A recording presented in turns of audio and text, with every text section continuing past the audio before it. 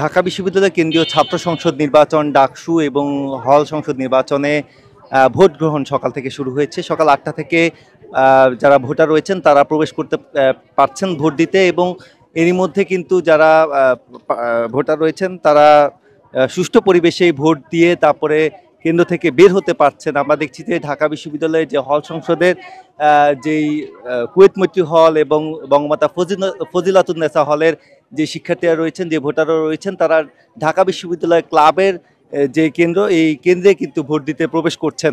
আমরা কয়েকজন শিক্ষার্থীর সঙ্গে কথা বলতে চাই যারা ভোট দিয়েছেন কিংবা ভোট দিতে ঢুকবেন, তেমন কয়েকজনের সঙ্গে একটু কথা বলবো।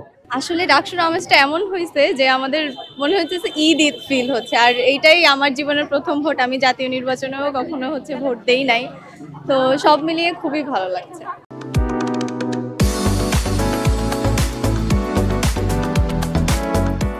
অবশ্যই চাইবই তো ক্যাম্পাসের পরিবেশটা সুষ্ঠু থাকুক, কিন্তু আসলে কতটুকু থাকবে এটাই দেখার বিষয়। আমরা আশা রাখবো যে আমাদের যারা প্রতিনিধি আছে তারা সবাই সহনশীল হবে একে অপরের। অবশ্যই চাই জাতীয় নির্বাচনও এরকমই হোক, যেমন আমাদের ভোট শুরু হওয়ার পরে কিন্তু ঝামেলা হয় না, অনেকগুলা বুথ থাকায় টেবিল থাকায় মানে কারোরই ওভাবে করে লাইনে দাঁড়াইতে হয় না, বাট সময়ও লাগে না ওরকম করে। রিদি বাংলাদেশ কুয়েত মৈত্রী হল সংসদে ভিপি পদে প্রতিদ্বন্দ্বিতা করছি। আমরা যেটা দেখতে পেলাম যে ভোটাররা একদম সকালে উঠে চলে এসেছেন। আমরা ৮টা বাজার আগে এখানে এসে দেখেছি এখানে একটা লম্বা লাইন ছিল এবং 8টা বাজার সাথে সাথেই ভোট কাস্টিং শুরু হয়েছে।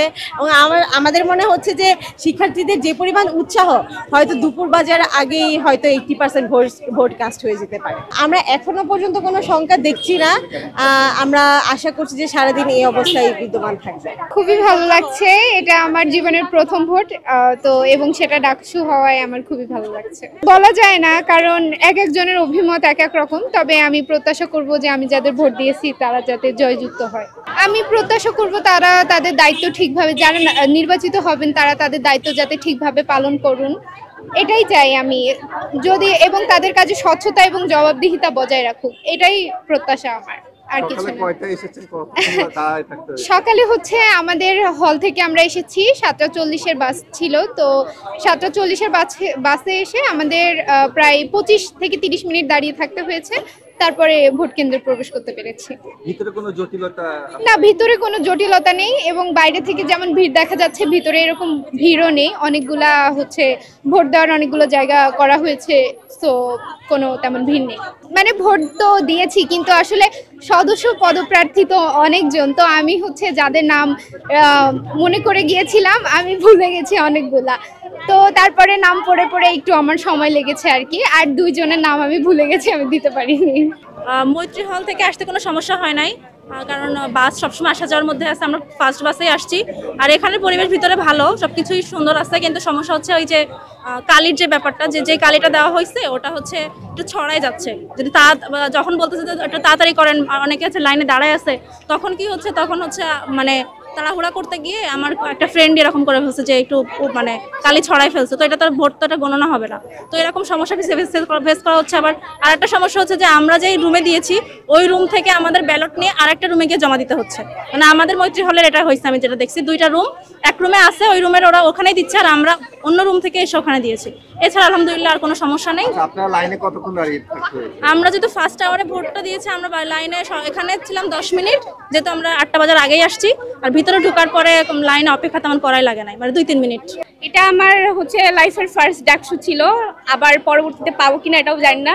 তো ভোট দিতে পেরে আমার খুবই ভালো লাগছে, একদম ফার্স্ট আওয়ারে ভোট দিয়েছি। পরিবেশ সুষ্ঠু আছে বলা যায় না, পরিবেশ সুষ্ঠুই আছে, বেশ ভালো লেগেছে।